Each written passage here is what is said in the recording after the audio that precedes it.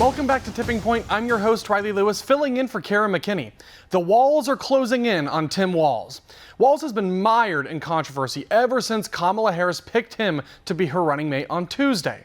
And one of these controversies pertains to the truth about his service in the Army National Guard. We know that he served in the Army National Guard in both Nebraska and Minnesota for a combined total of 24 years before his retirement in 2005. And while no one is doubting those claims, people are skeptical of his claims to have served in combat. It seems like he's been misleading people about his record, presumably to score points with voters, and now the scrutiny is ramping up because some veterans have accused him of stolen valor for falsely claiming to have seen war. Those are extremely serious allegations, and they seem to be true from what I've seen, based on also previous statements made by Walz himself. For example, in light of these allegations of stolen valor, a clip of him from a campaign event back in 2018 has resurfaced on social media this week, and I must say, it doesn't help his case at all. Hope woke up like many of you did 5 weeks ago and said, Dad, you're the only person I know who's in elected office. You need to stop what's happening with this. I'll take my kick in the butt for the NRA. I spent 25 years in the Army and I hunt. And I gave the money back, and I'll tell you what I have been doing. I've been voting for common sense legislation that protects the Second Amendment, but we can do background checks. We can do CDC research. We can make sure we don't have reciprocal carry among states, and we can make sure that those weapons of war that I carried in war is the only place where those weapons are at. Yikes. With all due respect here, there isn't a single piece of evidence to verify his claims of serving in war, which means it probably isn't true.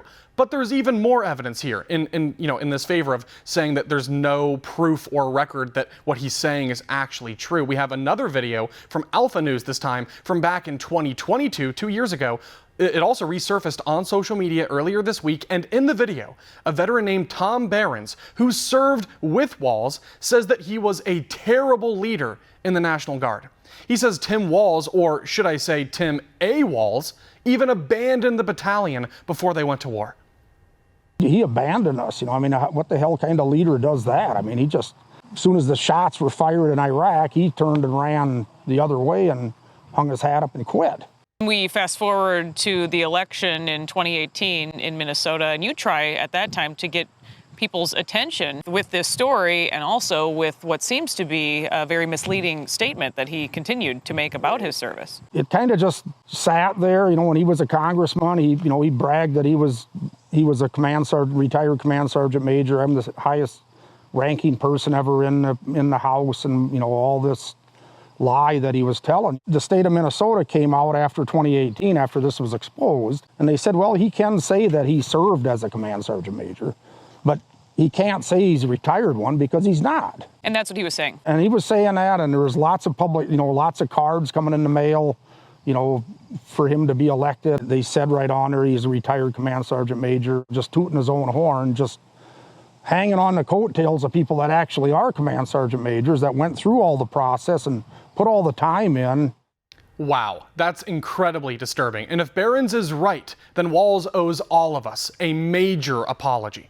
Additionally, President Trump's running mate J.D. Vance has expressed his own frustrations at a recent campaign event, and he brought up a great point yesterday during a speech in Michigan. What really bothers me about Tim Walz, it's not even the positions that he's taken, though certainly he has been a far left radical. You know what really bothers me about Tim Walz as a Marine who served his country in uniform? When the United States Marine Corps, when the United States of America asked me to go to Iraq to serve my country, I did it. I did what they asked me to do it, and I did it honorably, and I'm very proud of that service.